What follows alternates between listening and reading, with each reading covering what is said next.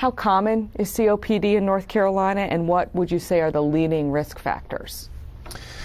I'll start with the leading risk factors, and then I'll finish up my answer regarding the prevalence. By far, the most common cause of chronic obstructive pulmonary disease, or COPD, is inhalation of tobacco products, typically smoking cigarettes, but sometimes also cigars and pipes, that sort of thing. Roughly about 25% of people who smoke for a number of years will actually develop COPD, so they've got about a 1 out of 4 chance. But I'll also add that there's certainly a lot of other illnesses and diseases that people develop as a consequence of smoking, so COPD is just one of those risk factors related to smoking. If we don't mind, if we could show the slide about a study that we did in the state of North Carolina about the prevalence of COPD. The North Carolina COPD Task Force worked with the State Center for Health Statistics, and we actually incorporated some questions in 14,000 households in North Carolina into a survey that's done every year. And in this survey that was done in 2007, and we're actually repeating it in 2009, again, we had roughly 14,000 households that participated in this survey in North Carolina throughout the state, but roughly around 1,200 of those people said that they had COPD according to a doctor or other healthcare provider.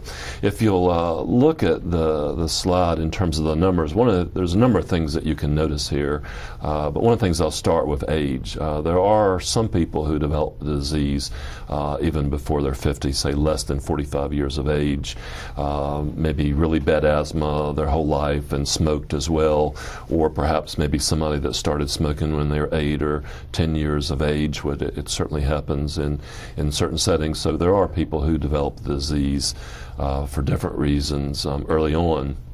So that's one thing notable. If you look at the next age range, the 45 to 54 year range, the prevalence of COPD does go up. But you'll note that the blue bar reflecting women, all of a sudden women have more COPD than men.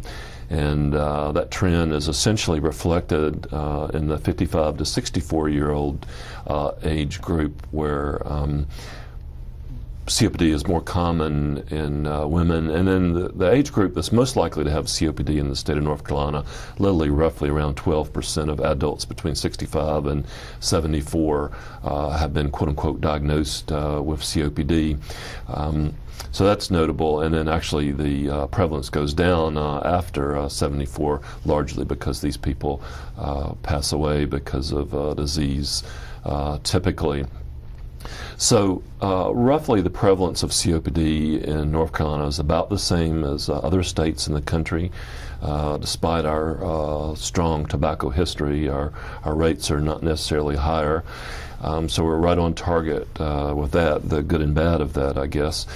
But also sort of a notable trend that's happened in North Carolina and throughout the country is that now more women have COPD than men. Historically, COPD has been a male-dominated disease, but in the last 10 years or so, women are actually more likely to have COPD, and it's really related to tobacco use being increased in females.